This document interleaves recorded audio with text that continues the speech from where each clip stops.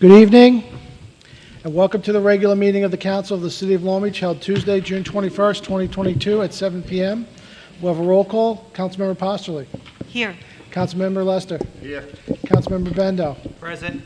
Vice President Treston. Here. President McGinnis. Present. Let the record indicate the presence of City Manager Donna Gaden and Corporation Counsel Richard Berrios. We'll now have a salute to the flag. Councilwoman Posterly, will you lead us in the pledge, please? Yes. I pledge allegiance to the flag of the United States of America and to the republic for which it stands, one nation, under God, indivisible, with liberty and justice for all.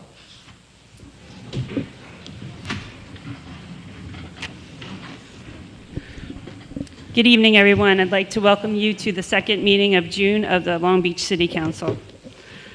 First and foremost, on behalf of the City Council, the administration, and the entire City of Long Beach, we wish to extend our heartfelt condolences to Angela, Ben, and CJ Scudden, and the entire Scudden family, their friends, and their loved ones on the tragic loss of Casey Scudden this past weekend.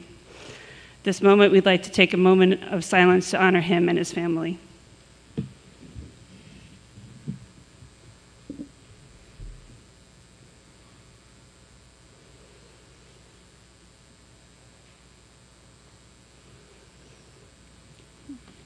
Thank you, everyone.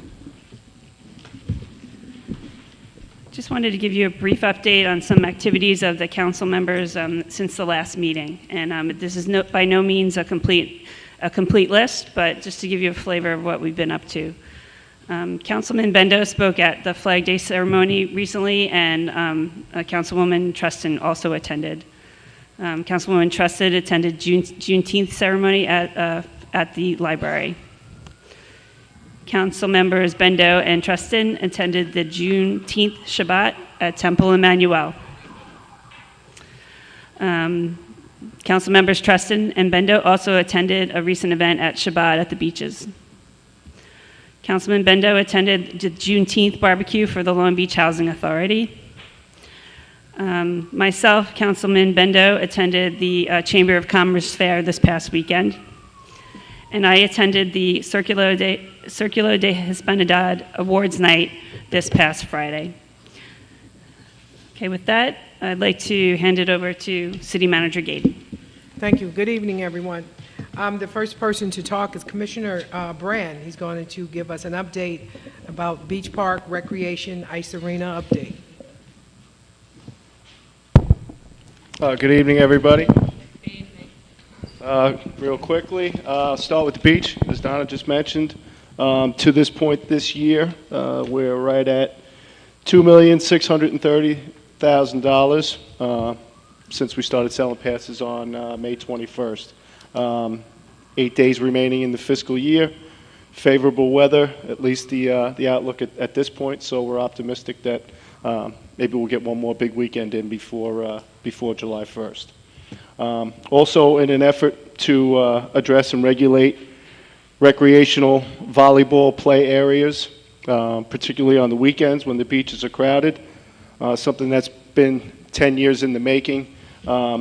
Myself, Chief Gillespie, obviously, Commissioner Walsh, and Corporation Counsel Berrios have been working towards, I guess for lack of a better expression, beach volleyball legislation.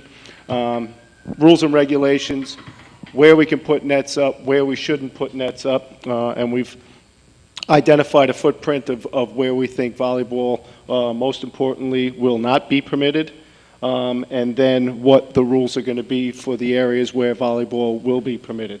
So I'll forward that to all of you.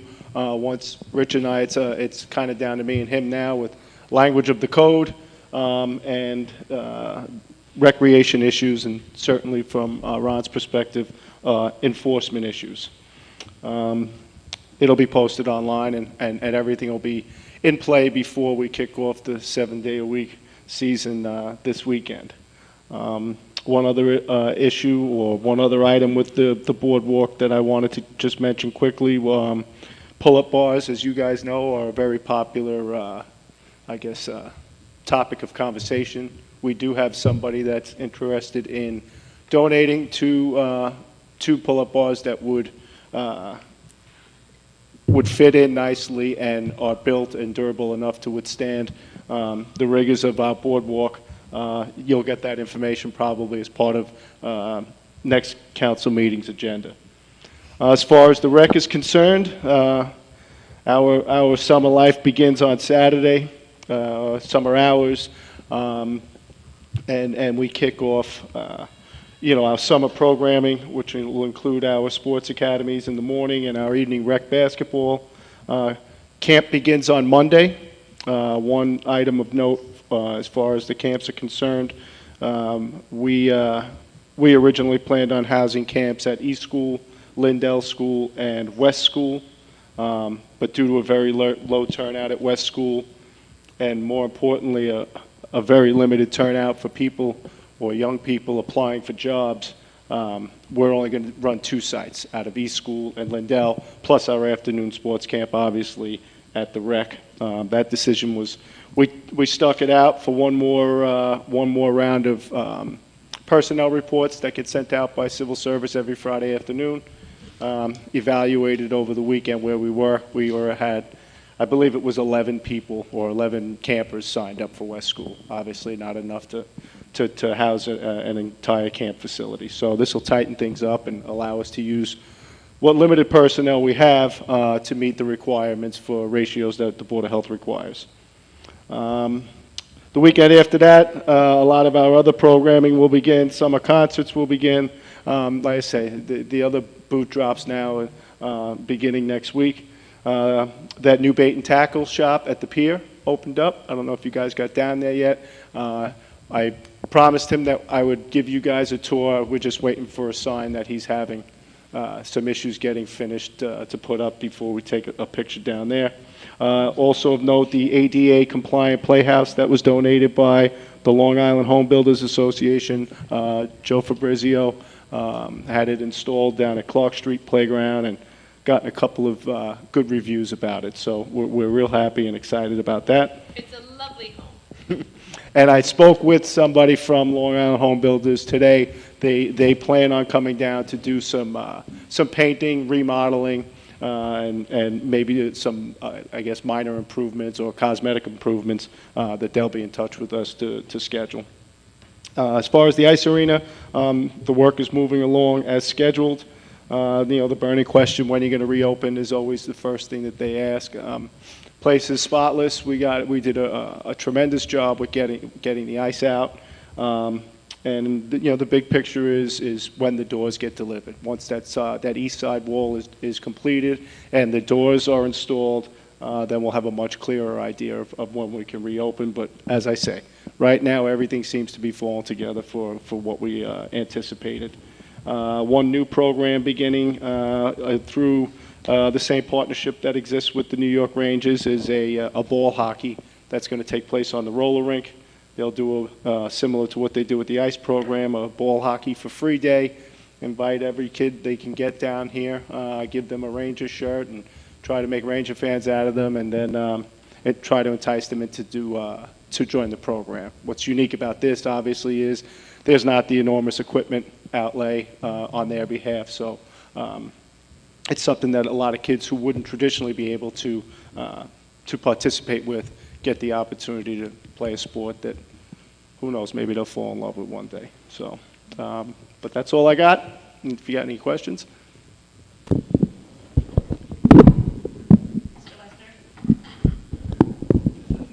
Joe, 2 questions, and I guess this is a part Ina question. When we were doing the beach passes, we talked about how much we're going to need before the end of the year. Do you remember what that number was? Yeah, I was going to look before I came here with what, yeah. 3.5 and we have 2.6? Yeah. I'm sorry, 2.9? 3.9. No, that's what we needed Yeah. by the end of the year, by the end of the fiscal year. And so far, Joe, you said we got 2.6, yeah. 2.6. So we're short 1.3 right now? Okay. And number 2, on the limited camp, how much are we saving on having only 2 camps instead of 3? Well, I mean, we wouldn't be saving, I mean, we'd save an application fee is basically it. We don't pay to use the school, so there won't be a No, but savings. we're not hiring as many kids, I assume. I'm hiring enough for the 2 camps, that's it. Right, Yeah. but we budgeted for the 3, correct? Well, we budget for the number of campers across the board. It's just a question. Normally, just to take you back, normally what we have is Lindell School and the middle school. Those are 2 locations where we can house like 200 kids at each one. As you know, East School certainly doesn't have the capacity that the middle school does. The middle school wasn't available to us this year. Right. So an effort it's the same amount of campers, it's just getting spread to 3 different places. But I don't have enough counselors for the 3 different places, so I hope we don't have to limit the people that we can take into our program, because obviously we're counting on that revenue as well. But, it remains to be seen how many kids sign up. All right, thank you. You're welcome. I had a question, Joe. I know that we're the 1.3, we still have to make up, but how are we tracking from this point last year? Like, Right now, we're a little bit over $100,000 higher than where we were at this point last year. okay, and how's LIRR going? Great, great. I mean, we just need weather, that's all. Ironically enough, and I had this conversation with Donna the first weekend that we did it, the hordes of people that were getting off the train wasn't indicative of how many people used the getaway package, because the number was relatively small compared to how many people came the last 2 days of Memorial Day weekend. We made a phone call to the MTA just to let them know that. They stepped up their advertising efforts and their announcing efforts, and whether it was just getting out of the gate for them type thing, or people just not used to the fact that there is a discount available, it's gotten better percentage-wise. Again, we just haven't had one of those home run days yet since Memorial Day weekend. Okay, thank you. I'm sorry, Joe, one more question. The Monday was a holiday, but we did not collect, we did not have lifeguards. Would we have done better? Because I understood the beaches were jammed Monday. Well, it's a I know beautiful Jones day. Beach was. We certainly would have, and something that we have to take into consideration. It wasn't in, I don't believe it was in the lifeguard contract to work that day, and certainly something that we have to take into consideration and was spoken about. But I know as of a few weeks ago, it wasn't something that we were taking on. Was there a reason we didn't consider it? I mean, I'm not saying the state did any better. They did go to a weekend schedule on most beaches, but I was wondering. I believe it. Yeah. Yeah, I believe it. And again, I think it was just, I think it had, and Rich, if you can jump in here if you want, I think it had more to do with lifeguard staffing than anything. Obviously, we can't charge people to get on the beach if we can't safeguard them. So I don't know if it was a lifeguard issue or, Were they asked? I don't know. Oh, okay. All right, thanks. Okay, thank you, Commissioner Brand. Next, we're going to have Commissioner Walsh speak on boardwalk safety, security, and an update on the apartment building on Broadway.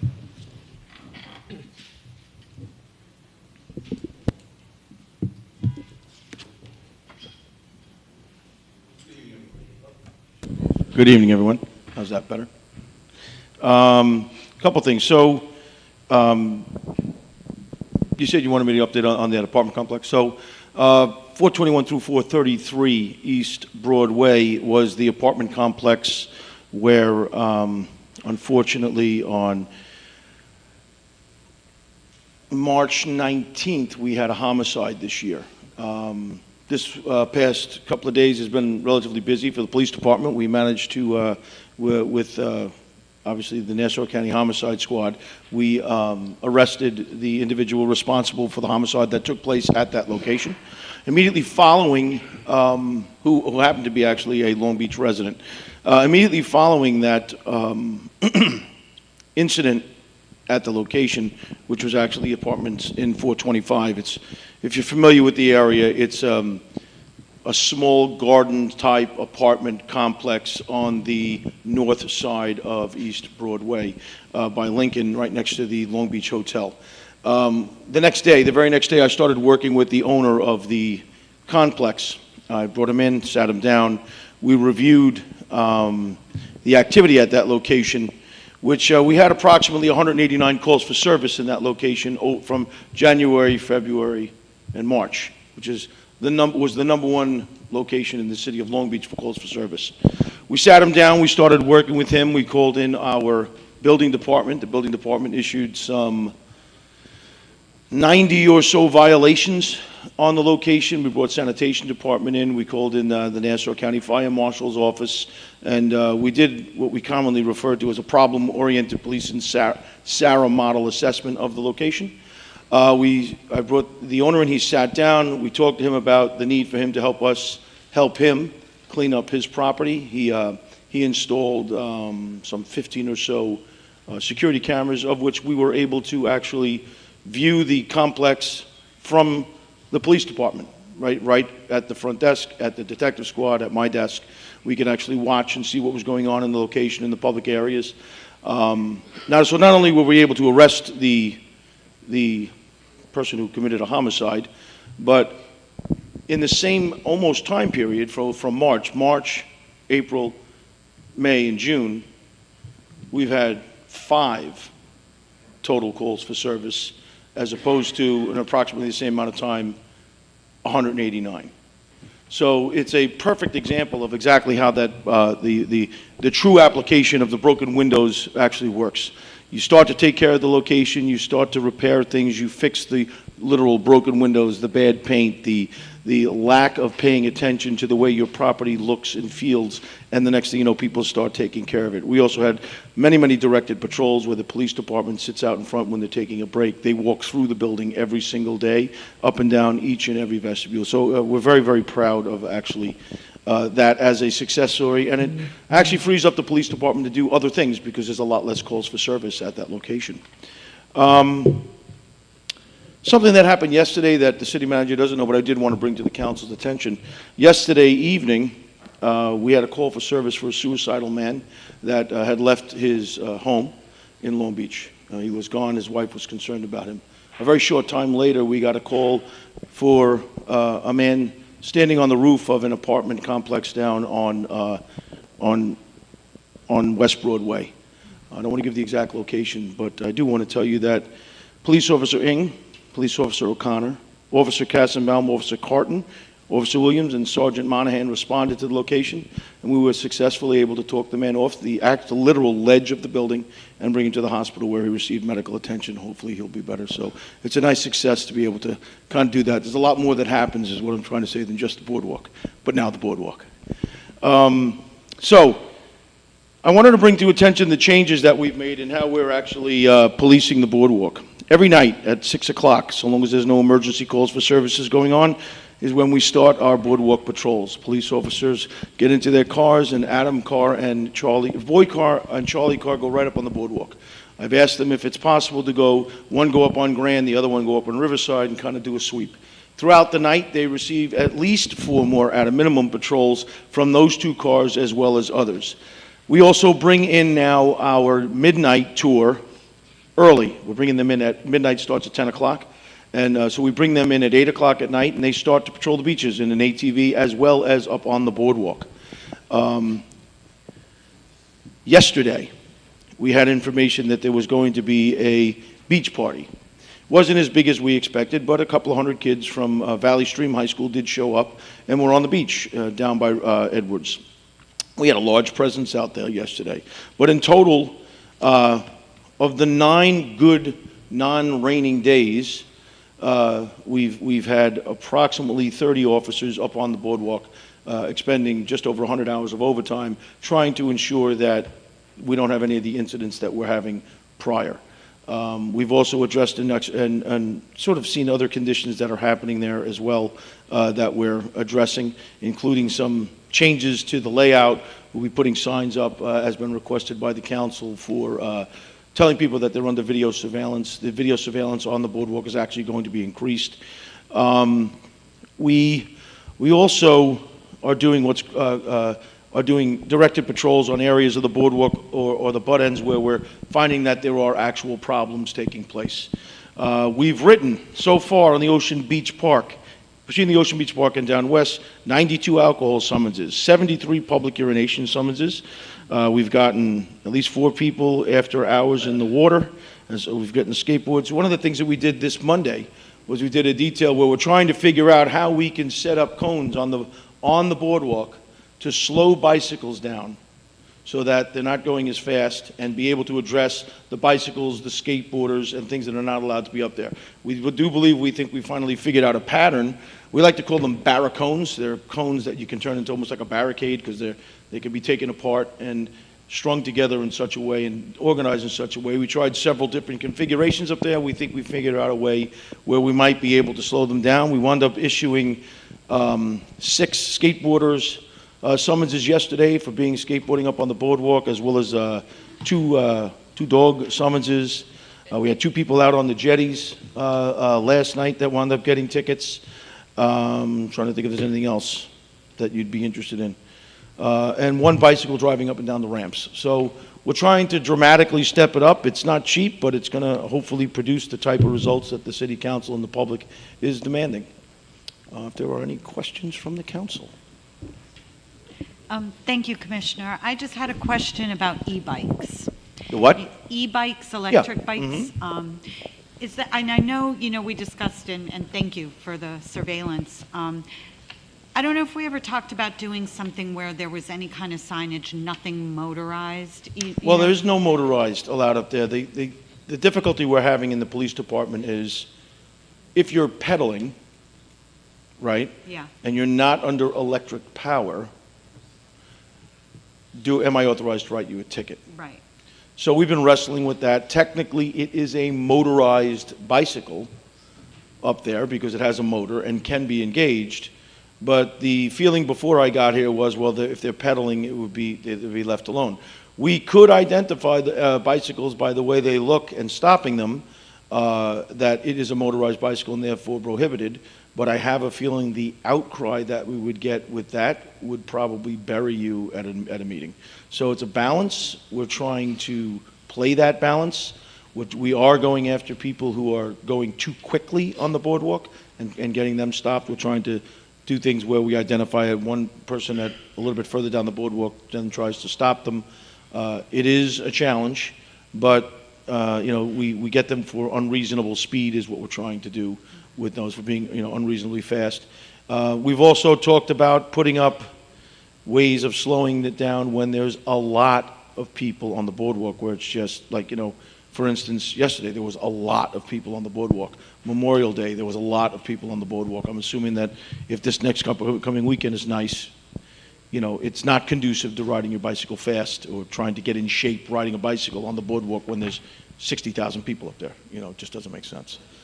So it's challenging. I'm not so sure the best way to do that. It's sort of experimental, as you will. If it's something that the council wants us to strictly enforce, it's going to take a lot of manpower, a lot of man hours, and you could expect the number of complaints for riding a bicycle under pedal power that has an electric motor, people will be complaining.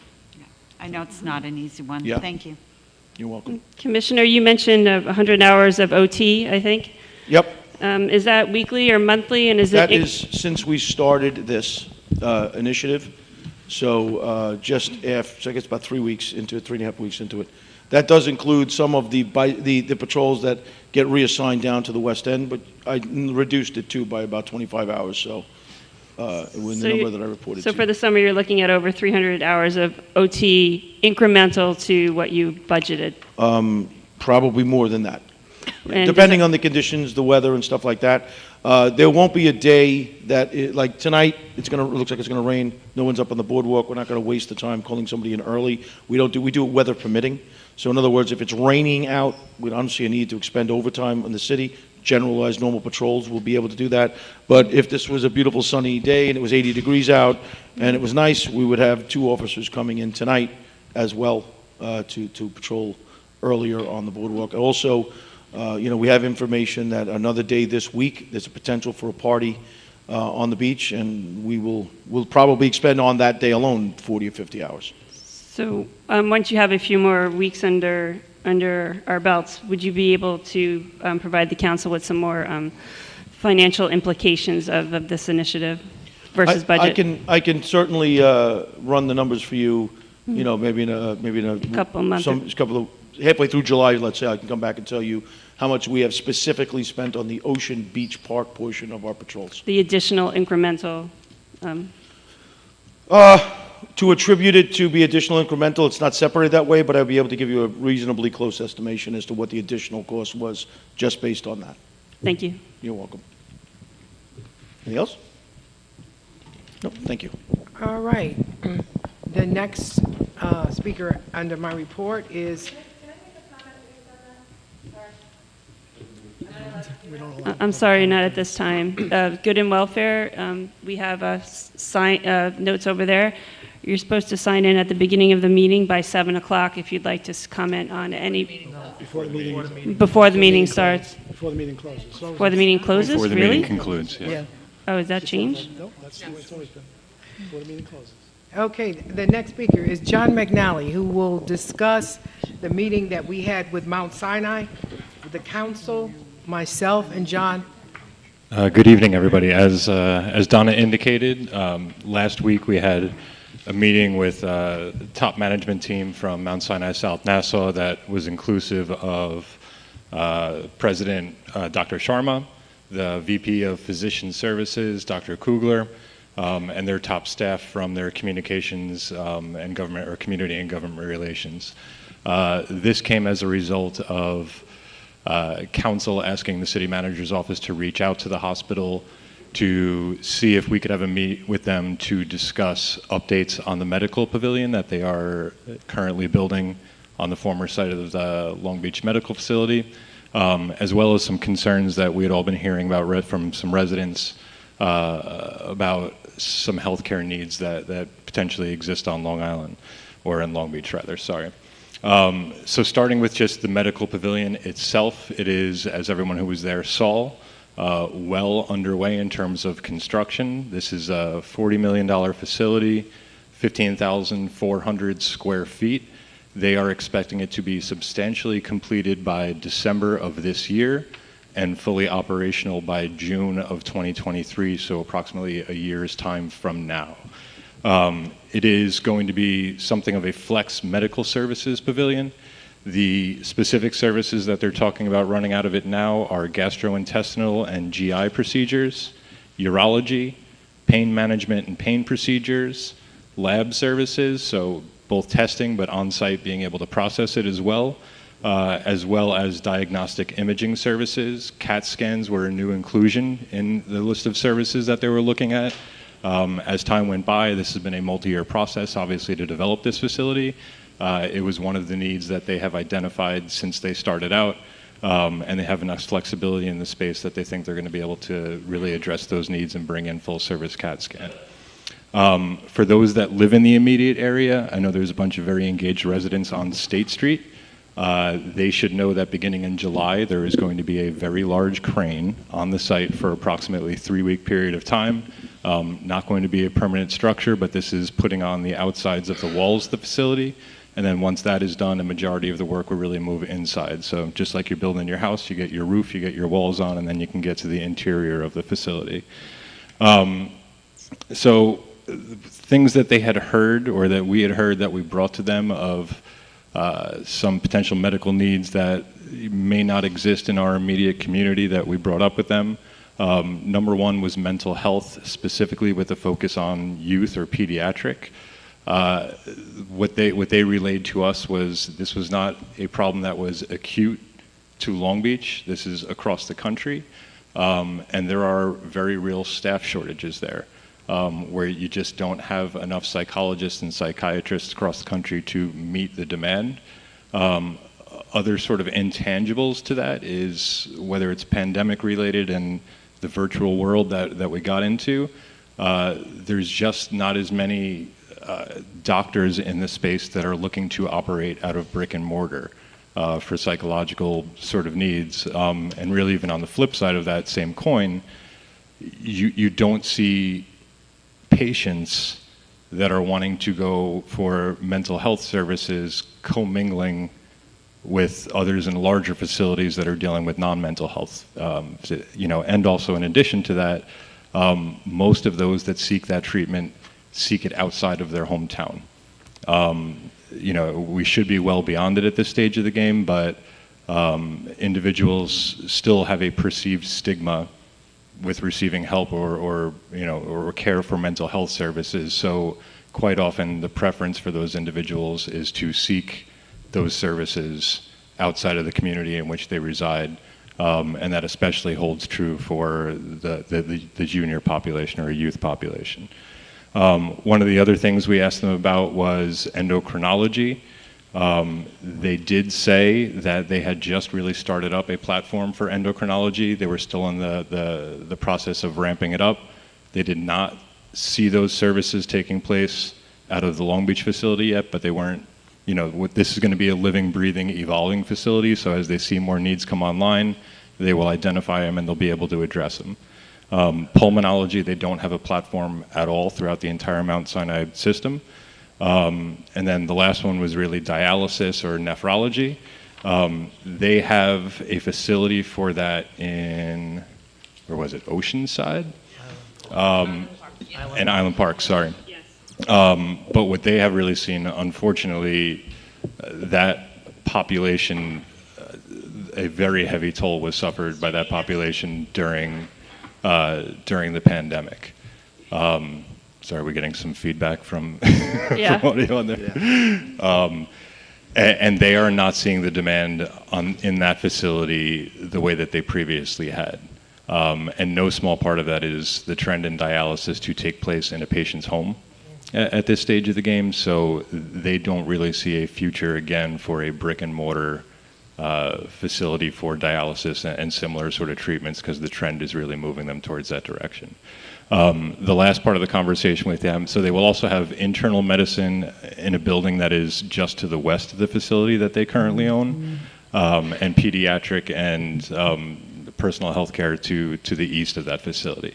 The last part that we discussed with them was really plan on looking at that for a couple of years, but they did make a pledge to work very closely with the city and with our residents, that whatever did happen there was something that would address the needs of the community and not be disruptive towards the community. So they expressed a real desire to work with us to make sure it was something that was copacetic with everybody in this city. Any questions from the council? I know most of you were there, but any points of clarity or add-ons or any questions from those that weren't? I just found it an extremely informative meeting. They were very collaborative. I was heartened to see that they really focused on what services to provide at that facility through very diligent analysis, and that had actually changed since post-Sandy over time to make sure that they were meeting the needs of this community even more specifically. Yeah, I mean, and healthcare as a structure, as they noted, has changed drastically since, even pre-Sandy, where there were no longer are you looking at these monolithic hospitals that provide all services for everybody. It's definitely broken down into specialties and trying to localize what services are provided to address the needs of that specific community. So they're working towards that end. They're open to suggestions. They're open to dialogue. Obviously, they were very given of their time. We had the top staff from across the board that, we had with us for more than, an hour and a half. Hour and a half, yeah. Mm-hmm. Thank you. All right, thank you, everybody. And the last thing that I want to mention on the same topic is that I met with Northwell. We have started a dialogue about Northwell looking at their data, taking the analysis, and to look to see what additional services they could provide within the city. We also talked about the mental health. Their philosophy was the same as Mount Sinai's philosophy, that there was a shortage, but they would also take a look into that. The Northwell meetings probably will start to take place where we will invite the council out sometime in late July.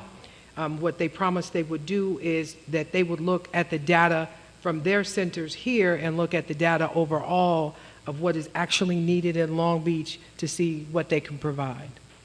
So based on that, that concludes my report. Thank you, City Manager Gaten.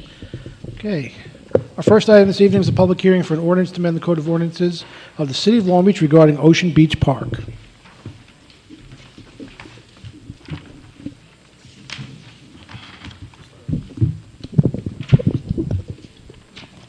Good evening, everyone. Rich Barrios. So, if the council recalls, we had enacted an amendment to the Code of Ordinances regarding twilight daily passes. This was passed a while back, not too far back, but before the new fiscal year comes into play. So the reason this is being rescinded and repealed, if you recall, the council voted on an errata sheet for a new updated budget, so there should be $60,000 in savings there, and we're repealing this.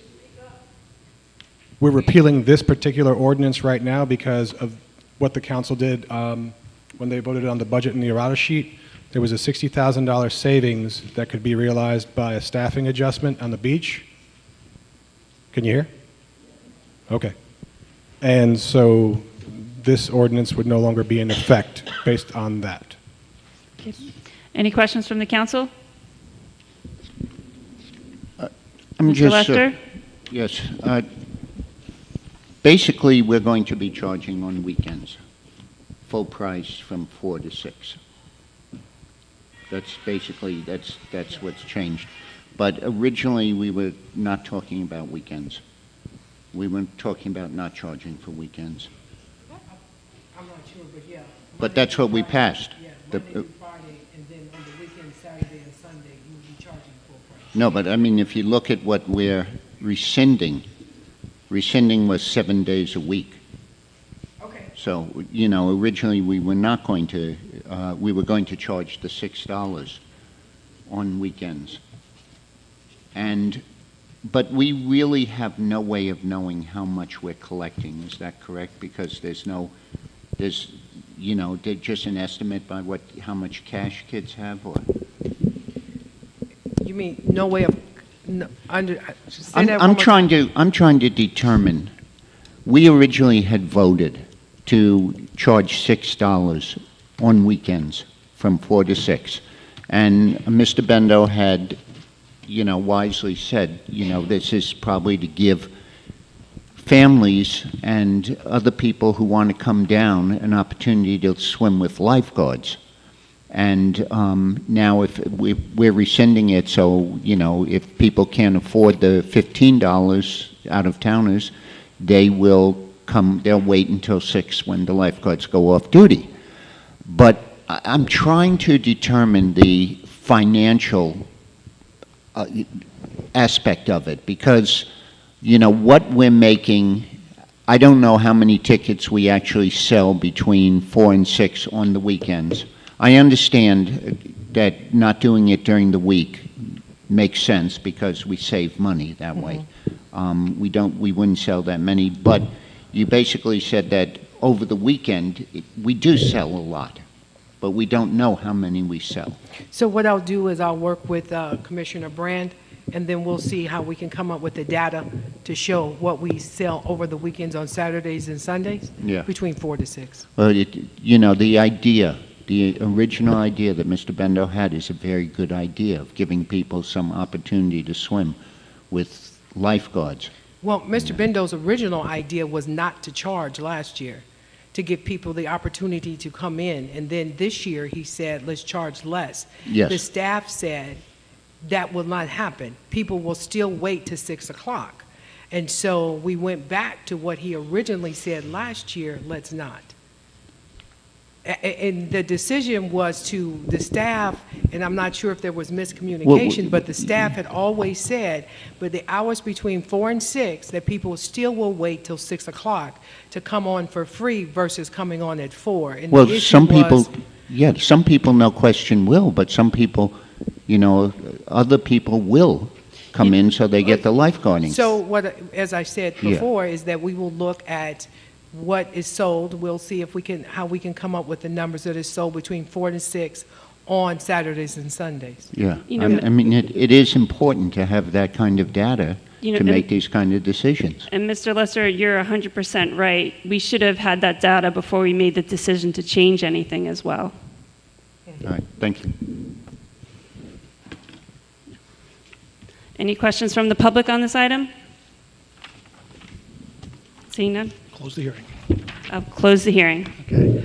Second public hearing is a resolution granting waiver of off-street parking requirements for premises 1050 West Beach Street for a beach-themed apparel, jewelry, accessory store with arts and crafts classes. I believe the owner is here. If you could step up to the microphone, please.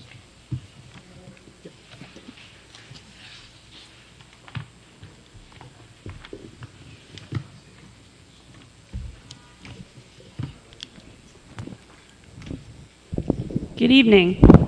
Hi, how are you? Good. Can you tell us a bit about your stores and hours of operation? Sure. The store will be called The Ivy. For the last 7 years, I've been part of Arts in the Plaza at Long Beach on every Saturday. Built up a nice following, a nice community of people who like my stuff. So I decided to get a brick and mortar store because that's the obvious next step. And during the pandemic, I started doing pop-up arts and craft classes, tie-dyeing, candle making, jewelry making, just different crafts. I found that people need socializing. People want to come together. They want to do art. They want to do crafts. They like laughing. And after the crazy few years that we had, I just feel like it's really important to do things for the community and have people's creativity flow.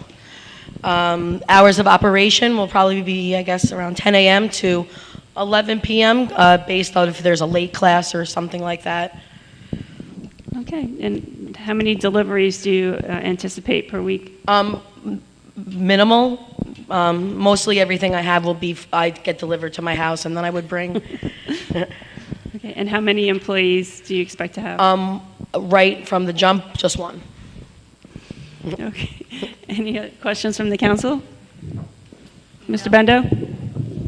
Go ahead. No, but I recommend that we vote on this before, Okay. so Rachel can go home. Yes, we will vote on this once we finish. Okay. Mr. Bendo? Okay.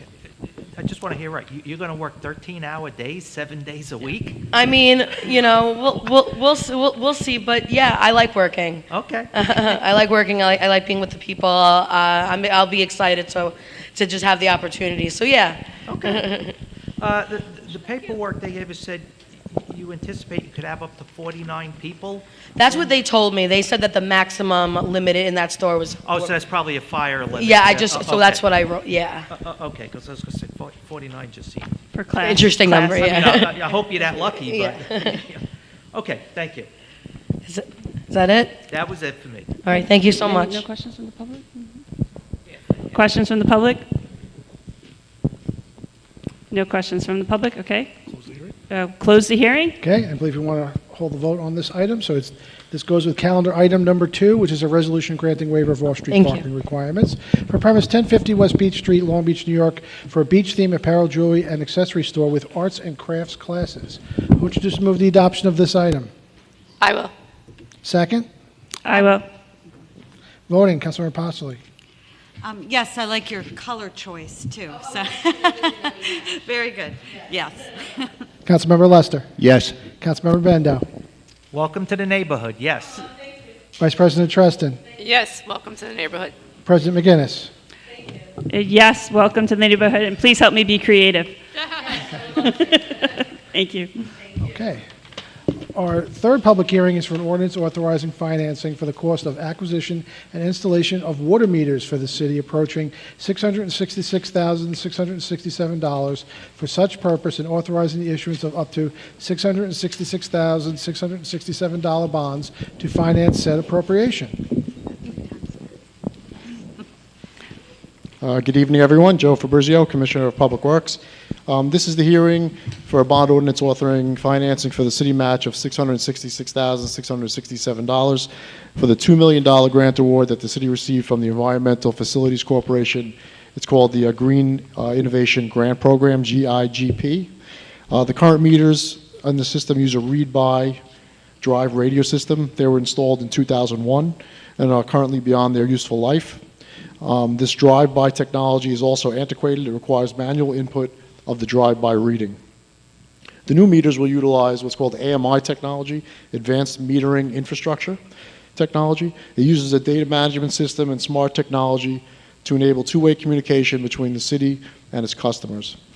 AMI technology provides live meter readings 24/7 It will allow you to obtain data in real time, which is more accurate. Typically, there's a 10 to 15% loss factor due to the age of meters. I pulled up some interesting stats that I think you'll find interesting. In 2021, for example, we pumped for the whole year 991 million gallons of water, but we only billed 82.5% of it, or 133.85 million gallons was not billed. So we weren't billing for 17.5%. I just thought that was an interesting figure. And if you go back to 2020, 2019, 18, and 17, we didn't bill for 15.8%, 17.5%, 13.5%, and 16.5% is not billed or unbilled water. So I think the new meters will also, just to give you, again, a further example, the water revenue we get annually is about $4.3 million. So if you're not billing, say, 15% of that, that's a pretty hefty number. For 2021, that number, 17.5% of $4.3 million is $752,000. Just potential. I mean, you have to take into account hydrant flushing. That's not metered, so that would have to come off the top. But generally, it's typical to get better meter readings when you have new meters. The estimated project cost for the whole project is about $5.5 million. So this isn't funding the whole project. We envision this project being phased. In other words, we would concentrate on the residential meters. There's approximately 8,400 of them. So we would have to phase this work. In other words, put in the software and implement the new billing and change as many meters as we can. The new grant round for this program is right at the end of July, so we're going to apply for another $2 million, which hopefully we will get, which will, of course, help us. And that's about it. If you have any questions, I'd be happy to answer them.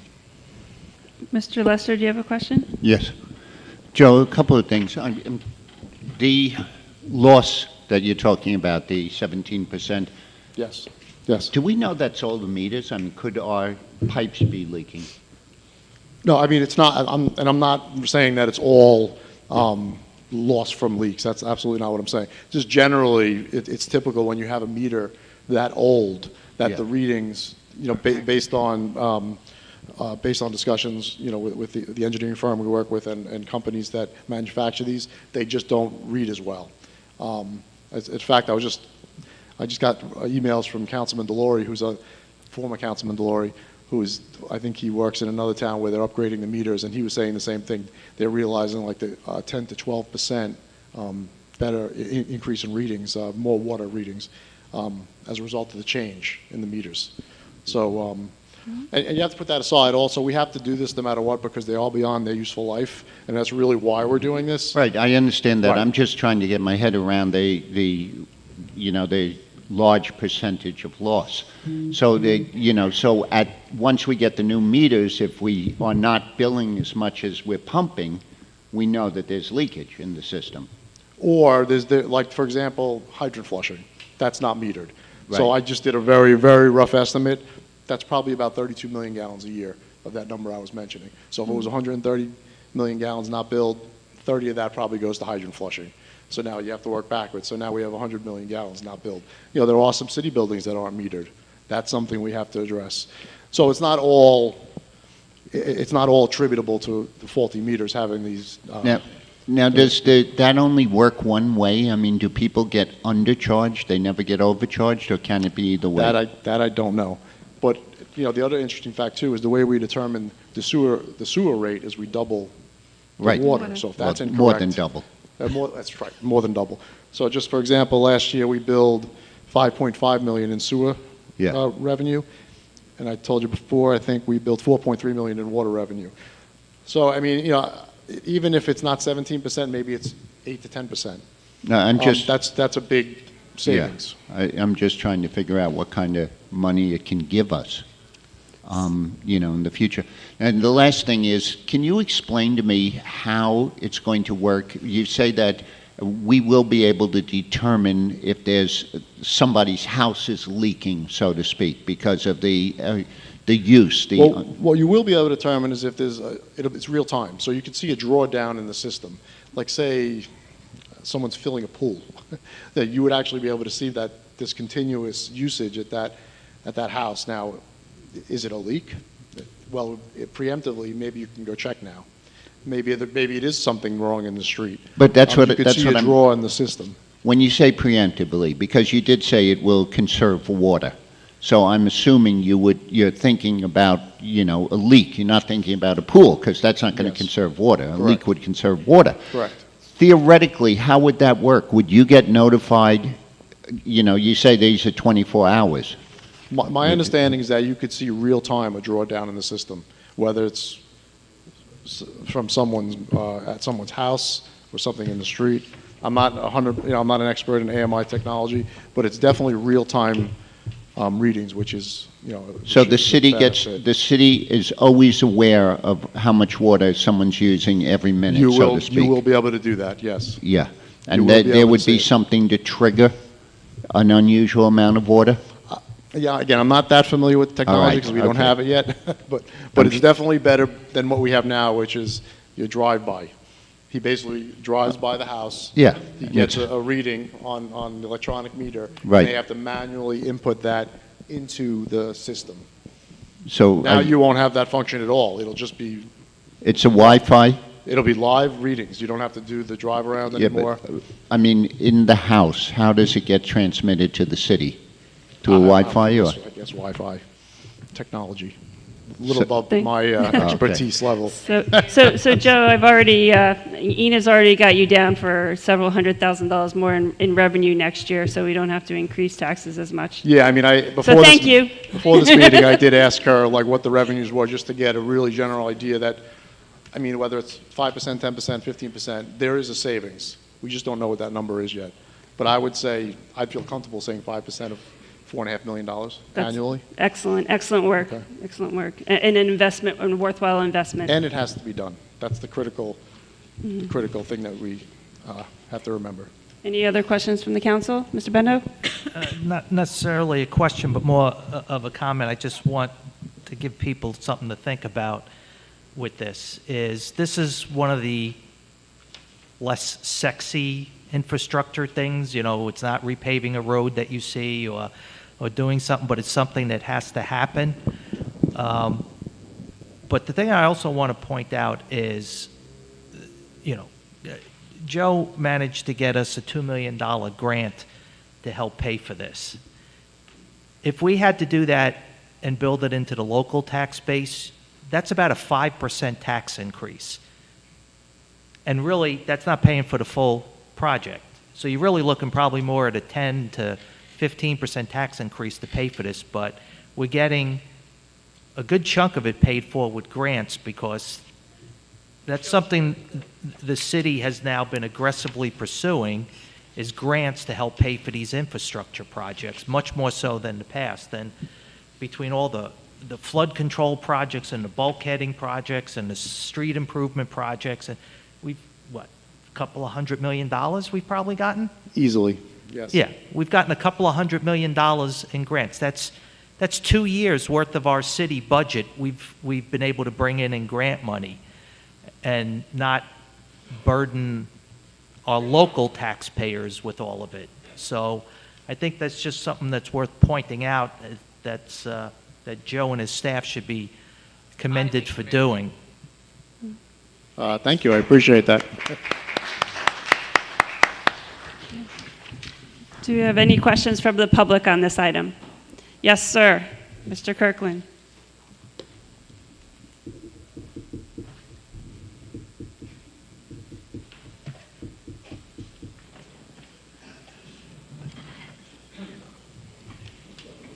Good job. See you too. Jim Kirkland, Long Beach, New York. My question is, this is measuring the leak within the house, or just the amount of water coming into the house? What are you? They can't hear me. Oh, okay. Yeah, this is measuring the water coming into the house. Correct. So then the water coming into the house doesn't measure any leaks that are occurring in the streets?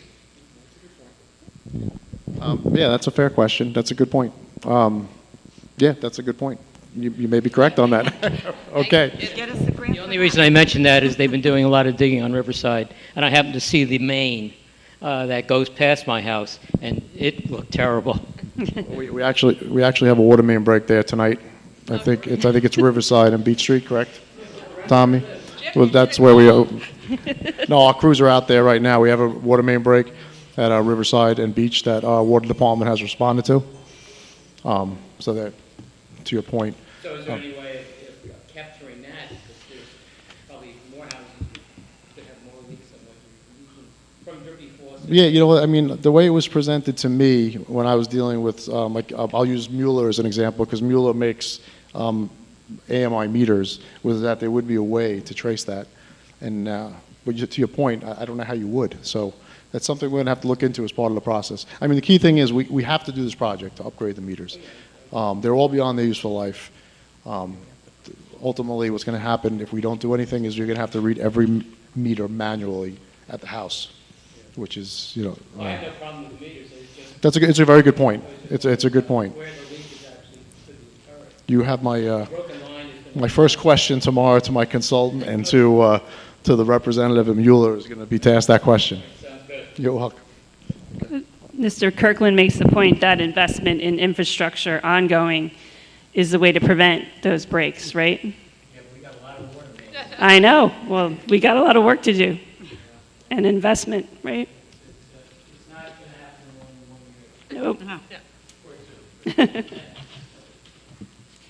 Nope. Okay. Any other questions from the public?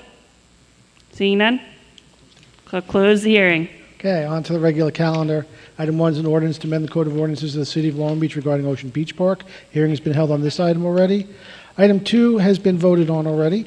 Item 3 is an ordinance authorizing financing of the cost of acquisition and installation of water meters for the city, appropriating $666,667 for such purpose, and authorizing the issuance of up to $666,667 bonds to finance said appropriation. A hearing has been held on this item already. Item 4 is a resolution authorizing the city manager to accept and execute a grant on behalf of the City of Long Beach from the Green Innovation Grant Program administered by the New York State Environmental Facilities Corporation.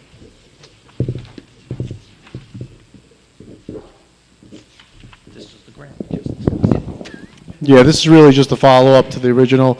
The main focus of this is for the CEQA determination that's required as part of the grant application. Essentially, you have to certify, in this case, it's a Type 2 action, which basically means that there's no further action required under the State Environmental Quality Review Act. And it also authorized the city manager to enter into the agreement. If you have any questions, I have no problem answering them. Any questions from the council? Any questions from the public on this item? Seeing none? Item 5 is a resolution authorizing the city manager to pay administrative costs under the Emergency Tenant Protection Act, authorizing the passing on of administrative costs to the owners of the buildings included under such act, and directing the city controller to make billing therefor. And I believe we have a amendment on this item. Mr. Yeah. Bendo? I have propose an amendment to this on page 2 of the resolution, item 3, where it says at a cost of $12 per unit, that should be $22 per unit. Do I have a second? Second. Voting on amendment, Councilmember Postoli. Yes. Councilmember Lester. Yes. Councilmember Bendo. Yes. Vice President Treston. Yes. President McGinnis. Yes. Okay, continue. Okay. Go ahead, Ina. Controller Resnick?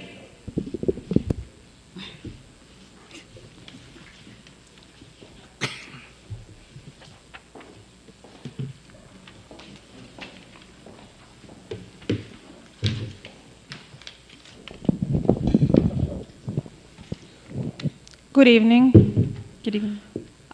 So this item is to authorize the Office of the City Controller to basically pass on and bill each one of the landlords who offer this kind of housing. So we pass on the $20 per unit, plus we add $2 administrative charge to the bill. Okay. Any questions from the council on this item? Just the note so everyone knows, this is something we have to do each year. This is annual. Mm-hmm. Okay. Any questions from the public? Okay, seeing none.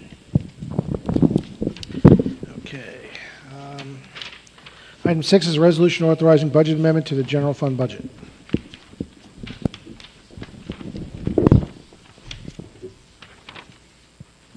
So this item is to amend the city's general fund budget and to increase the operating revenues and also appropriations in a lifeguards department by $15,000.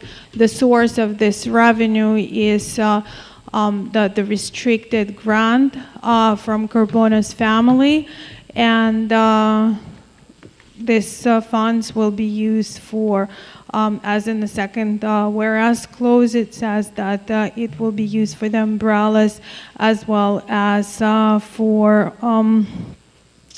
2 new reef stretchers. There will be $110,000 remaining in a reserve. Any questions from the council? Yes. Mr. Lester? I know it's theoretically not our money, or it was a gift, so it's not costing the taxpayers anything. But when we see something like that, we have a price per umbrella down to the penny, but we have no prices for the stretchers, for the lightning detector, and assorted furniture, tools, and other items for a total cost of $10,000. In the future, speaking for myself, I would like to see those numbers, because you know, it is still money that we're using to purchase. It's money that's supposed to be going to lifeguards, you know, lifeguard equipment and stuff, and that's sort of our responsibility, so. Of course, sure. Thank you. But I just want to clarify that this resolution is not to authorize the purchase, because the purchase is well below the amount that needs an authorization. The resolution is to move money from the reserved fund. I understand that, but we're talking about the umbrellas with the cost to the penny, and nothing else has a cost. That's the only thing I'm saying. Okay. Any other questions from the council? Any questions from the public? I'm sorry? Seeing none? Item 7 is a resolution authorizing settlement of an action brought by LaChance Dion Bryan against the City of Long Beach. Mr. Barrios? Yes, good evening again. So as the resolution indicates, this matter started back in 2017. It's an active case currently in the Eastern District of New York, arising under an excessive force theory. We are now into our 5th year of litigation, and as you can tell, we're requesting $60,000 authorization to settle the matter. Okay. Based on basically the recommendation of outside counsel and the memorandum I had circulated to the council previously. And what is your recommendation in this matter? To settle it. Okay. All right. Any questions from the council? Any questions from the public on this item? Seeing none? Item 8 is a resolution authorizing the city manager to purchase towels and tissues from the lowest responsible bidders.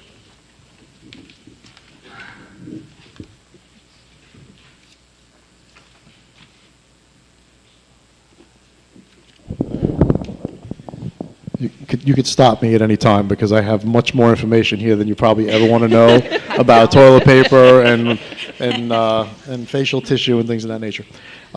This is a resolution authorizing the city manager to enter into an agreement to purchase toilet paper, facial tissues, paper towels, and various related paper products from the lowest responsible bidders. Bids were received in the Office of Purchasing on June 9, 2022 at 11 a.m. There were 8 products incorporated in the bid. APCO Paper and Plastics Corp. was the lowest bidder on 4 of the products. The 4 products that they were the low bidder on was 2-ply rolled paper towels, 2-ply junior jumbo toilet tissue, craft roll towels, and ultra tissue 12-inch jumbo roll 1-ply. United Sales Corp. was the low bidder on 2 of the products. Those 2 products were multi-fold towels and 2-ply toilet tissue. And Cleaning Systems was the low bidder on the white facial tissue. And actually, there's one more. J&F Supply was the low bidder on Seafold towels. I do have all the numbers here, and I'll just mention one of them because I think it's interesting.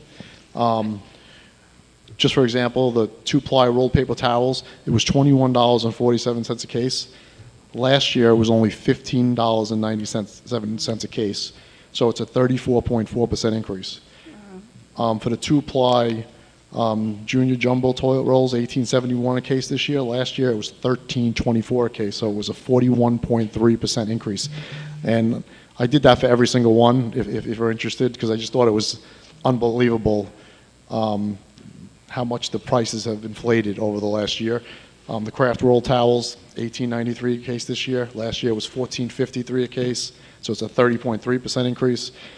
And on and on and on. They're all about, they range from 30 to 50%.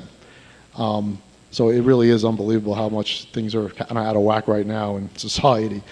But if you have any other questions, I have all of them here if you want me to go through them. Okay, sorry. I appreciate the effort very much. Yes, thank you. I do have a question, Joe. Mr. Sure, go Lester? ahead. Yes, Joe, I appreciate it. I mean, I get to know how many ply toilet tissue, how wide the toilet tissue is. Yeah, it's all there, but I You also know, have it it's- summarized this year and last year. Obviously, we don't have a square to spare. Right. But what it doesn't say anywhere is how many are in per case of any of it.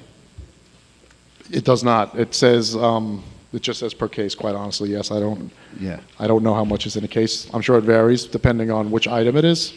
So, I know, but you know, when you understand. look at the store and you say, well, I go to Costco and I paid this much and they're 24. Well, they just changed it from 24 to 20.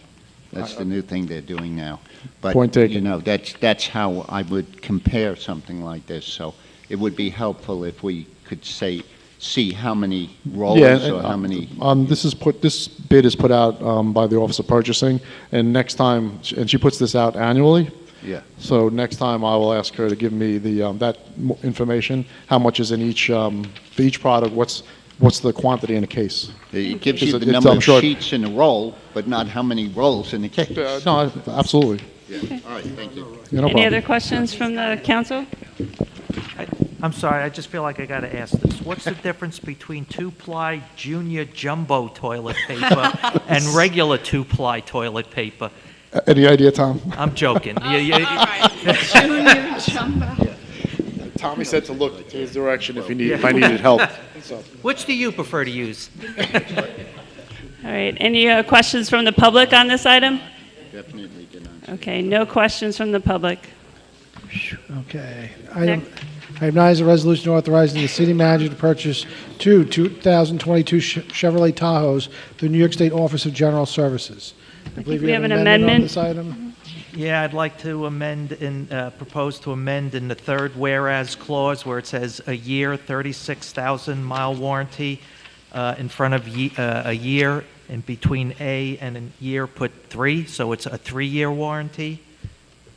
Do I have a second? A 3-year, 36,000-mile warranty. And also in reserved, in resolved, rather, the first resolved? Is the same item there? Correct, yes, Yep. sorry. Yes, So we're and changing, also there. changing year to 3-year. Yes. Okay. Councilmember Postoli. Yes. Councilmember Lester. Yes. Councilmember Bendo. Yes. Vice President Treston. Yes. President McGinnis. Yes. Okay, continue. Good evening, Commissioner. Good evening. Joe Miller, Fire Commissioner. At this time, the Long Beach Fire Department is in need of replacing 2 chief cars. Both cars being replaced are 2013 Chevy Tahoes, 4-wheel drive SUVs with one having over 110,000 miles on it. These cars are used by the volunteer chief officers every day responding to emergency alarms for the City of Long Beach community on their own time and at no cost to the city. The car specifications being submitted for 2022 Chevy Tahoes are similar to the previous purchase of chief cars last year. This purchase includes the standard 3-year, 36,000-mile warranty. Also included is the specialized equipment such as lights, radios, and additional wiring. The price for each of these vehicles is $67,263. This purchase would be off the New York State contract, PC 69160, with Whitmoyer Auto Group, Mount Joy, Pennsylvania, serving as the vendor. The funding for these vehicles is a lease buy, whereas the city will lease the vehicle, and at the end of said lease, the city would own the vehicle. Money for the leasing has been included in the fire department equipment leasing budget line. Thank you. I know we had a bunch of questions on our grid for this item already from the council. Are there any more questions from the council on this item? Yes, I have a couple of questions. Mr. Lester? The money in the budget, is that enough money to buy the cars right now? I'm just not sure I understand that. When you say there's No, not money- to buy the cars now. To lease Okay. them there is, but not to buy. So there's enough money for a full year lease, or when you say there's enough money, I'm not sure what you're talking about. It's a lease. We put money in the budget line for leasing of the chief's cars. For a year? Yeah, yes, it's an Right, for annual each cost. budget Annual- year. Yes, the So annual the cost. annual cost is Yes. there. Okay. If we use that money, rather than putting it out every month, wouldn't we save the interest for that year, a full year's interest?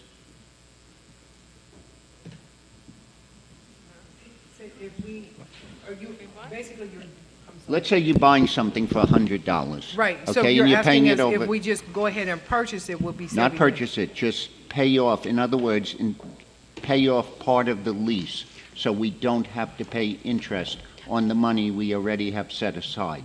Is the question, I would ask Roy if you would consider the question in a different format, or see if this is what you're asking at the same time. Is leasing the right mechanism to purchase these cars? Well, we've been told time and time again it is, but I'm trying to understand, most people lease because they don't have a large amount of money. Mm-hmm. Okay, because normally, or, you know, a normal person, if they have the money, they won't lease a car. They will purchase the car. I would lease it because I don't know how the heck to fix a car. You don't know how to. I don't know how to fix a car, so I would lease it. But these have a warranty. The lease doesn't cover anything. The warranty covers it. Am I correct? Well, that's Commissioner Miller? that's the point Ina is going to come up and talk about us as in government accounting. What is your opinion on how we are supposed to manage this? Also, we actually are purchasing the cars. It's a lease, but at the end of the lease, we get the cars for $1. I understand, John, but what I'm saying is we're paying a full year's interest on $137,000 at almost 5% that we have put aside right now. Okay, I see what you're saying. We'll let. Controller Resnick? Yeah, so the question is here, buy versus lease, right? Versus finance. When you have the money, when you have a full year. Okay, so when you are talking about having the full year money, I'm not that sure that the city, having an opportunity to lease, should commit to purchasing this vehicle outright. Because while we have I'm money, sorry, for I missed example, that. let me finish. Yeah. While we do have money in this account, for example, the city is spending much more on fuel and gas in other lines. So if we're going to have any leftovers balance in this line, we'll be able to utilize it in other places where we are experiencing much higher expenses than anticipated. I'm sorry, Ina, my question was, is the money there? But you're No. saying No. it's not?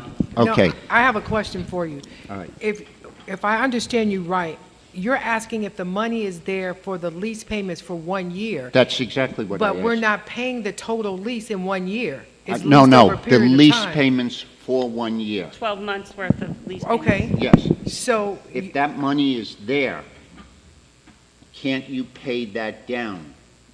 And the only- money, okay, I understand what you're saying. The Yes. money is there as far as budget-wise. Yes. But we do cash flows.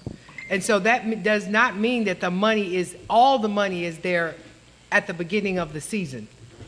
It is based on when we receive money. So we don't have the money set aside for that right now? No, we have it budgeted. Budgeted, but not set aside? No, that's Okay. correct. Don't have the cash Okay. set That's what aside. I was Okay. trying to make sure. I All right, understood. that's what I was asking. Oh, okay. And because Yeah. I saw in the answers that the money was put aside. It's put aside as far as the budget. Budget, yes. As far as the budget, yes. Okay. All right, the other thing was, and I know this goes back to the fire truck. When we were doing the fire truck, we said that we were going to get together and come up with a procedure so that, everybody's happy and we feel we're getting the best deals. And we have not done that yet. We are getting together. We are working on the procurement manual right now. These two trucks that we're purchasing are on a state contract. I understand that. So but we are, the staff has to get together because there's Right. other items that has to be input into the procurement manual. We are working on that. Yeah. Okay. But we haven't gotten there yet, so. All right, thank you. Any other questions from the council? I'm sorry, I don't understand what you mean by we haven't gotten there yet because. In other words, this is not the procedure that we hopefully will be using in the future. We use when we have state contracts, that means we've got the lowest price we can get. So when in the procurement manual, it tells us how to go out, if we need to go out to bid, if it's on a state contract, or anything like Well, that. that's But it's not what- different, it's different from when we were doing the fire truck. This state contract is how we buy most of our vehicles Well, on a state contract. how And- is it- Now, wait a minute, let me finish. And if you recall, when you voted on buying the trucks for the sanitation, they were based on a state contract. So if you're saying you want to go out to bid or use the state contract, we can take that into I consideration. want the cheapest trucks we can get, okay? That's what I'm The looking for. cheapest, most reliable trucks. we Well, can of get. course, I That's mean, state contract. the cheapest price we can get. Okay. I'm not saying a particular truck. I'm looking for the cheapest price. And that's why the state mandates most of the time that it go out to bid. Okay? So we talked about having a procedure so that we would feel that we are getting the best price. You want to address that? Because you've voted on a lot of things that have been on state contract. I know that. And so I'm just asking, are you saying that we can take everything out to bid, and if that is the case, then? Donna, I said we No, want... I'm asking, Yeah. Roy. I'm just asking. Yes, when we're talking about 137,000, yes, I would like bids. I would like to make sure that we are getting the best price. That's all. It's So- public money. It's not my money. So Commissioner Miller, can you, or No, Ms. wait, Gayton? I It says- understand that is public money. That's why we go out and we go with state bids. I understand whose It's not money it a is. bid. It's a I mean, state contract. contracts. I Yes. understand whose money Yes. it is, Roy. Okay. So, Go but ahead, Roy. it, I'm sorry. Just to piggyback off of it, so part of it is, I think I understand Councilman Lester's concern. It's the best possible value you can possibly get, right? Yes. Municipalities routinely go off of state contracts. We go through consortiums and cooperatives.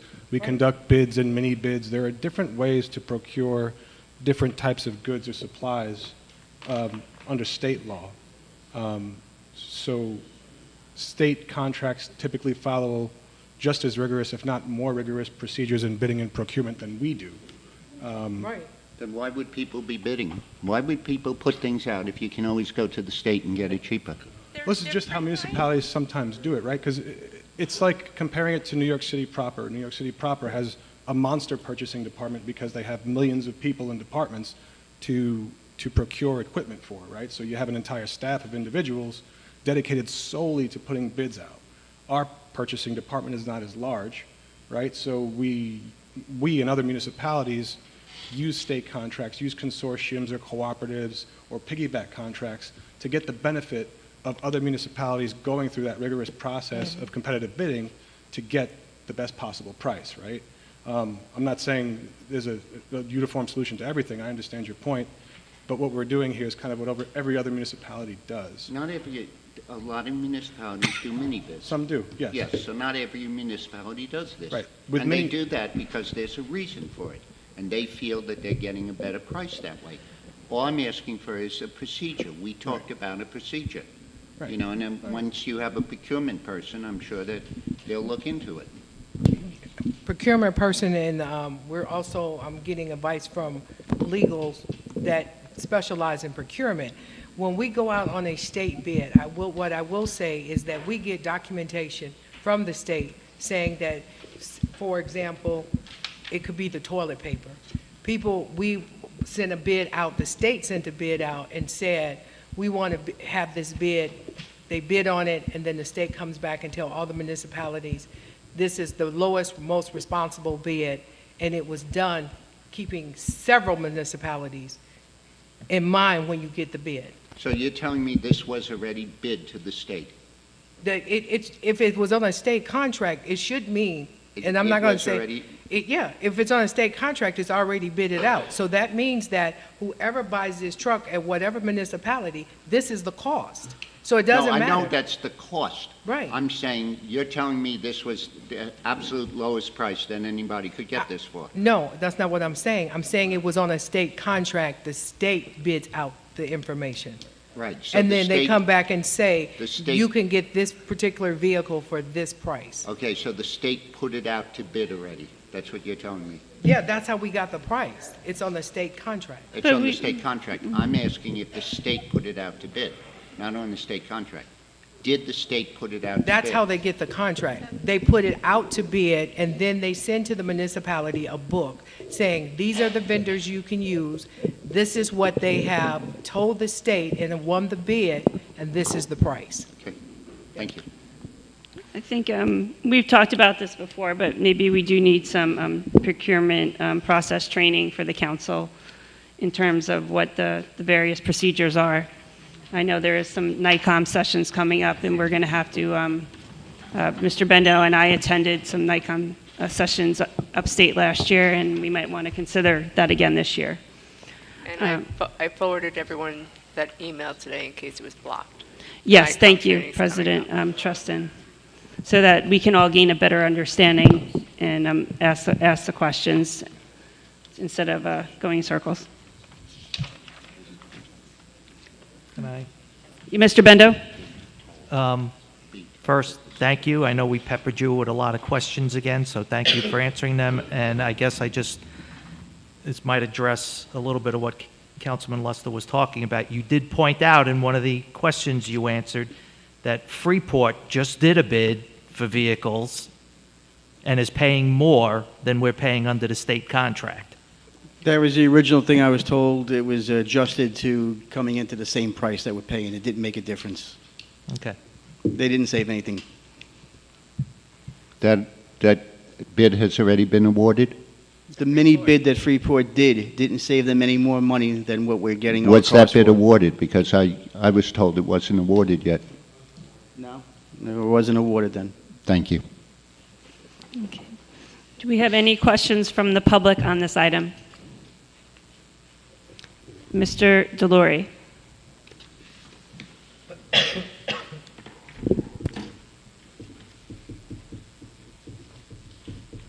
Good evening, council members. Mike Delory. I fully support this lease of the vehicles. I think it should be done, my personal feeling, should be done sooner. Rates are going up on the lease. I imagine in the budget, you've budgeted out this year for those lease payments, and you will probably have to address it again 6 years, for over the 6-year period. The New York State contract, I'm a little familiar with that. There are tens of thousands of product items in that. I feel that this department needs the best equipment to deal with emergency situations. And thank you. Thank you, Mr. Delory. Are there any other questions from the public on this item?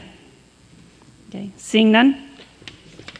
Item 10 is a resolution authorizing the city manager to renew the city's agreements for disaster management response and recovery consulting services.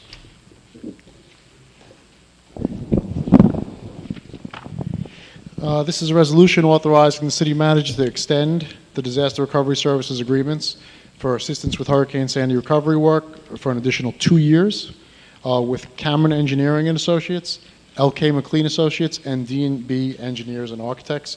The contract term expires on July 21st, 2022. This will extend the service through July 21st, 2024.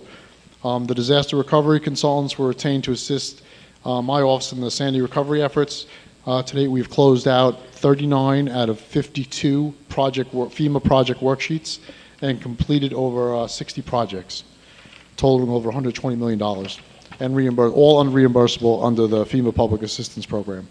It's important to note that we're not authorizing any new projects under this extension. We will continue working on the existing projects that we have. There'll be no new work issued under this. So, for example, we're working on one of the projects is the Ice Arena Hazard Mitigation Plan. We have a consultant, D&B Engineers and Architects. They are retained to review the shop drawings on that project, so we have them retained in that capacity. Another example is a City Hall Hazard Mitigation Plan. We're in probably like the 30% design phase with mitigation efforts to protect City Hall from future flooding. We have a mitigation plan for the water treatment plant that Cameron Engineering is working on. We're asking for approximately $5 million from FEMA to harden all the facilities at the water purification plant. It looks like very likely that we're going to get that money. So it's just to assist in continuing efforts towards the project worksheets related to Hurricane Sandy. Do you have any questions? Mr. Lester? Do you have... Yes. Joe, you said, correct me if I heard you wrong, fully reimbursable? Fully reimbursable under the FEMA Public Assistance Program, correct. So I need... Any other questions from the council?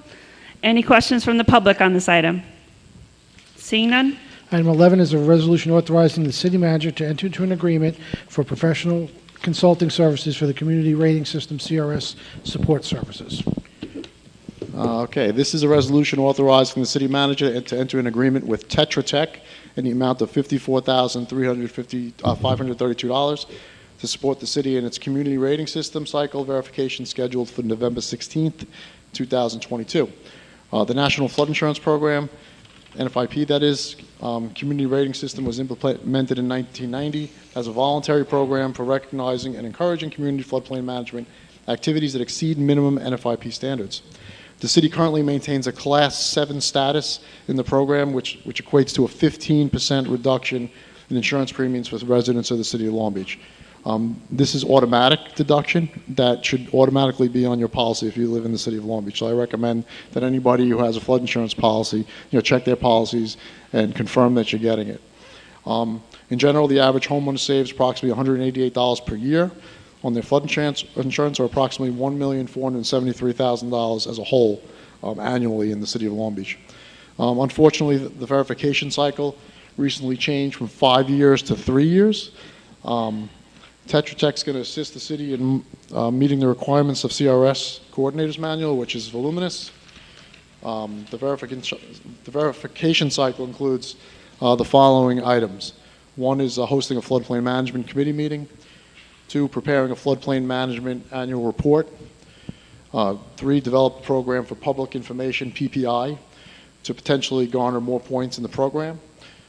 This is a new element to the program. Update the city CRS cycle recertification verification documentation. Participate in the CRS verification visit.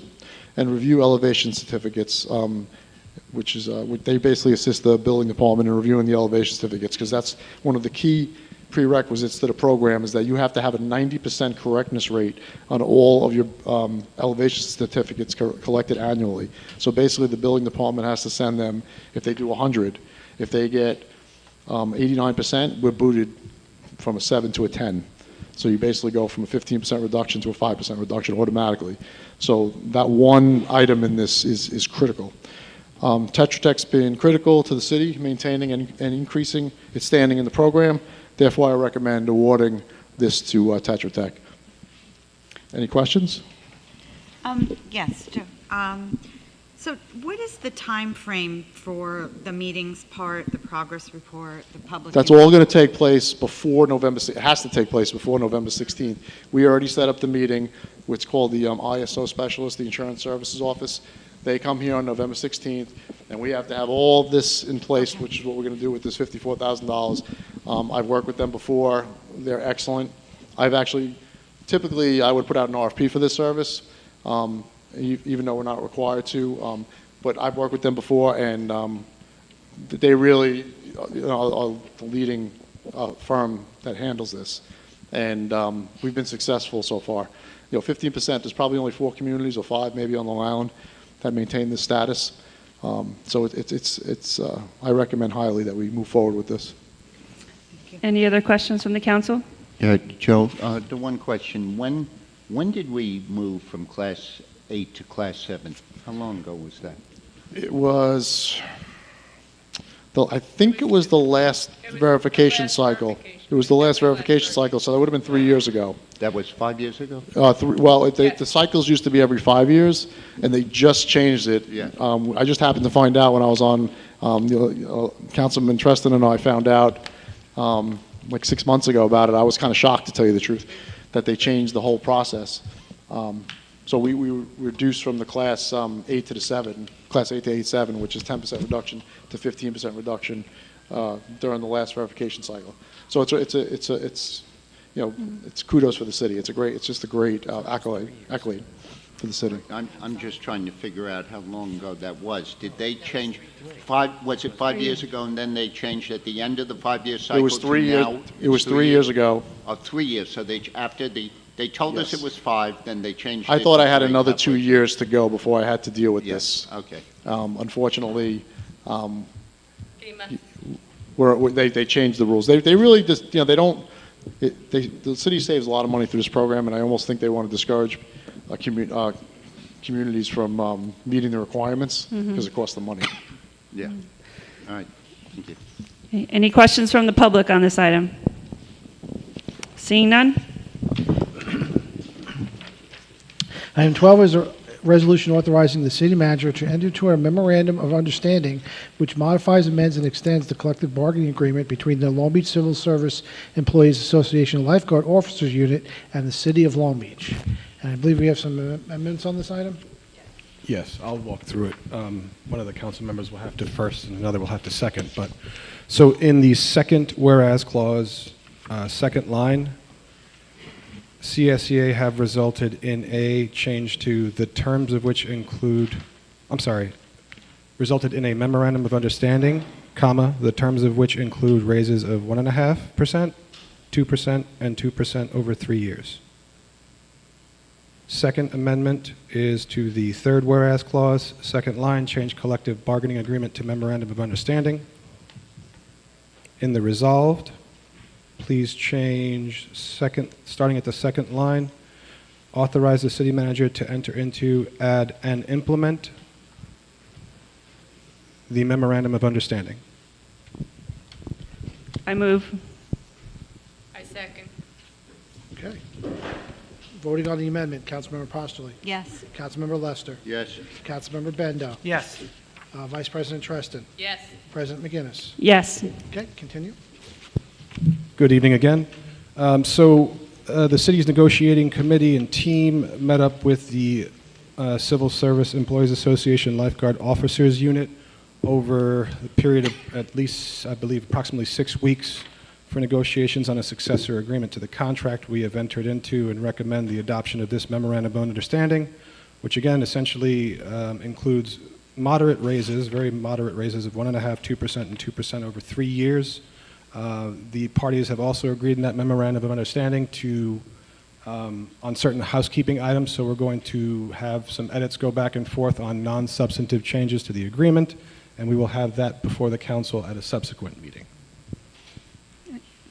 Any questions from the council at this time? Okay. Any questions from the public on this item? Seeing none? Okay, on to the voting. Item 1 is an ordinance to amend the Code of Ordinances of the City of Long Beach regarding Ocean Beach Park. To introduce and move the adoption of this item. I will. Second? will. Voting, Councilmember Postoli. Yes. Councilmember Lester. Yes. Councilmember Bendo. Yes. Vice President Treston. Yes. President McGinnis. Abstain.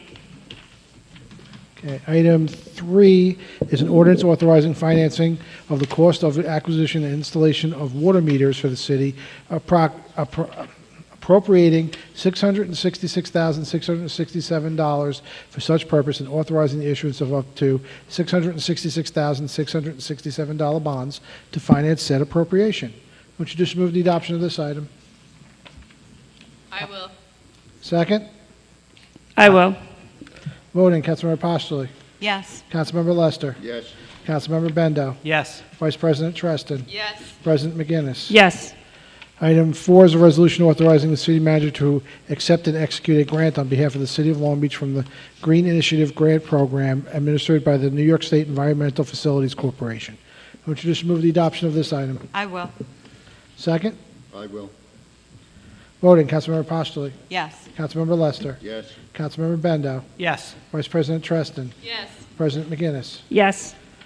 Item 5 is a resolution authorizing the city manager to pay administrative costs under the Emergency Tenant Protection Act, authorizing the passing on of administrative costs to the owners of the buildings included under such act, and directing the city controller to make billing therefor. Who would just move the adoption of this item as amended? I will. Second? I will. Voting, Councilmember Postoli. Yes. Councilmember Lester. Yes. Councilmember Bendo. Yes. Vice President Treston. Yes. President McGinnis. Yes. Item 6 is a resolution authorizing budget amendment to the general fund budget. Would you just move the adoption of this item?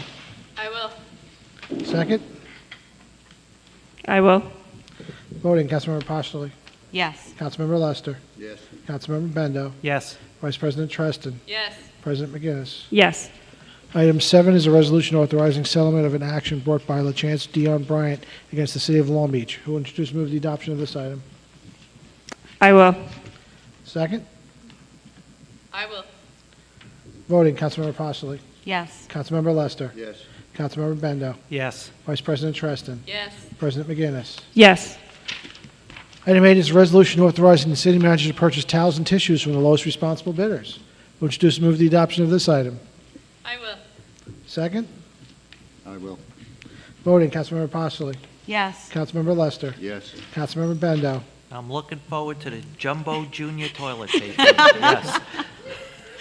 Vice President Treston. Yes. President McGinnis. Yes.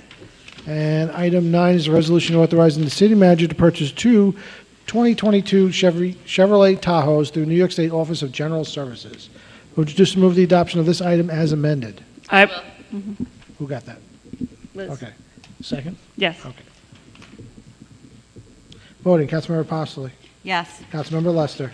Yeah, now that I have the assurance that New York State put these out to bid already, I'll vote yes. Councilmember Bendo. Yes. Vice President Treston. Absolutely, yes. President McGinnis. Thank you. Yes. Item 10 is a resolution authorizing the city manager to renew the city's agreements for disaster management response and recovery consulting services. Would you just move the adoption of this item? I will. Second? I will. Voting, Councilmember Postoli. Yes. Yes. Excuse me.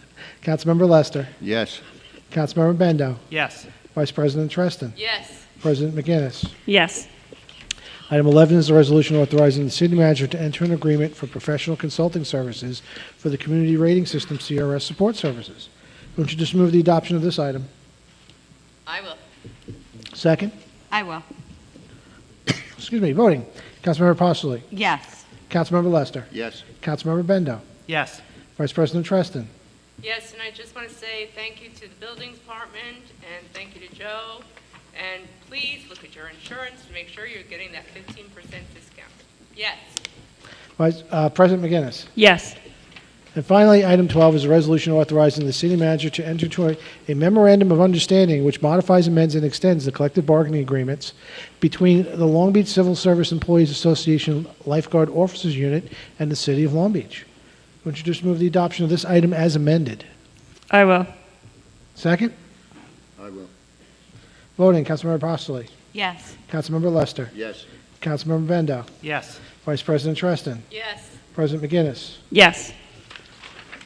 City manager's monthly personnel report has been filed by the city clerk. Who will make a motion to close? I will. Second? I will. Voting, Councilmember Postoli. Yes. Councilmember Lester. Yes. Councilmember Bendo. Yes. Vice President Treston. Yes. President McGinnis. Yes. Okay. What's the over-under? 9? I'm going to kill him if I couldn't stop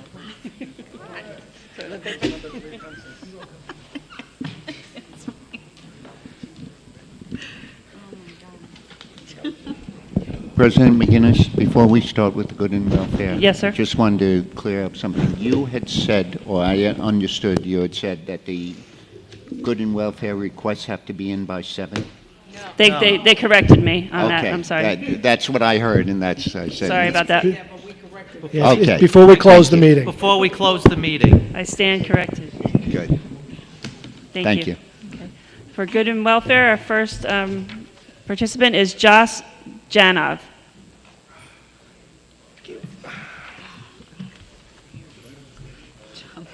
Three more. Good evening, sir. Good evening, Council. It's been a couple of years since I've been here. Welcome. For the same reason I came 3 years ago, 4 years ago, is to lift the ban on rollerblades on the boardwalk. And I've bladed through everywhere.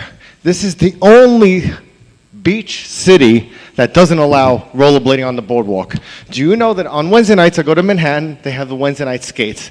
Now there's a lane that's half the width of our bike lane that's for bikes and rollerblades. And this is on the west side of Manhattan, and we had over 150 people. There were no accidents. If a rollerblader hits somebody, the rollerblader is going to get hurt. It's not like a skateboard where it could become a projectile. We're not there to do tricks. We're just there to have fun and get from one place to another, especially with the price of gases today. And I use it a lot for transport. The streets themselves, while they are mostly been redone, and it's beautiful. In fact, you redid West Park, but I wouldn't rollerblade down there the way people drive. You're killing yourself if you go on the street. I've seen people hit by cars in the last 6 months. Pedestrians, not other cars. So I would like the council to consider lifting that ban on roller skates and rollerblades. I'm not here for the skateboards or the others right now. I'm here just for that. And people who know me know I'm a safe blader, and I've never gotten injured on the boardwalk ever in all the years. The old boardwalk, yeah, it was terrible. But that law was there from the old boardwalk where you couldn't even rollerblade on it or roller skate. Okay, thank you. I'm sorry. Yes, sir. Could we have Commissioner Walsh weigh in on this for a second? He knows this stuff better than any of us.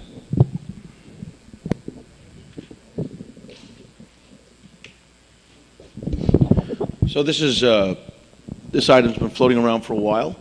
I personally think that with the way the new boardwalk is constructed and the fact that it's maintained, I don't really have a problem giving this a try, but it's not really up to me, it's up to the council. We do tell people who are on rollerblades right now they should get down from the boardwalk. It is prohibited, but I mean, the way I see it right now, I don't really see rollerblading becoming that big of an issue up on the boardwalk. They would be required to stay in the bike lane because they're on wheels. And I would suggest that if the council wanted to, they could try it as a pilot program and test it out for, as long as they decided. You know we wouldn't change it against your advice. You know that. That's why I asked. Yeah, that's fine. Thank I really don't think it's that critical to keep them off the boardwalk. I do feel differently about the skateboards. Okay. Yes. Thank you both. Thank you. Thank you. Okay, next speaker is Nicole Frascone. Okay. Mr. James Kirkland.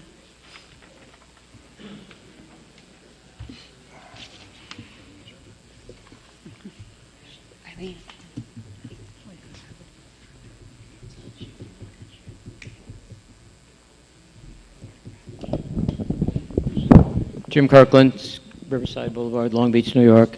It's nice to be able to come to the council without having to curse everybody out. Those times are over. Water is kind of like a hot button for me. I realize that we have the Lloyd Aquifer, which once it's gone, we don't have anything to drink. So it's a really serious thing. And when I heard that we flush about 13 million gallons, about 30 million gallons. Okay, well, I thought it was 13. So I did a calculation that if it was 13 million gallons based on, the size of the city, which is a little over 33,000 people, that's like 400 tanker trucks end to end carrying water. And that's just for almost like 1/3 of what we're talking about here. So I was just wondering, is there any way to recapture some of this water for other uses, like maybe watering the grass and watering the plants and washing the sidewalks? And, I don't even know if it could be used in the fire trucks. The big issue I see is where do you store it more than anything else. But I know we're decommissioning the sewer plant. I don't know if it has a holding tank that once it's been decommissioned could be used to hold some of this water. There's also, can it be used to fill up the pumper trucks when it's rather than drawing up our aquifer water. And then we have this old water tank that I think we're decommissioning or has been decommissioned. I don't know how many gallons that might hold, but maybe that could be utilized to store some of this water. Just trying to think about how we can conserve on stuff that is just literally going into the drain and into the bay. So that was my little contribution to tonight. Great questions. Thank you. Okay, Eileen Hessian.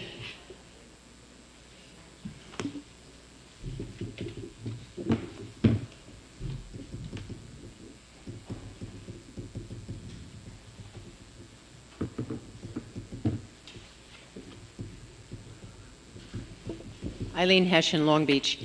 First, I was at a local meeting last night where a woman passed out. It looked like she was really in trouble.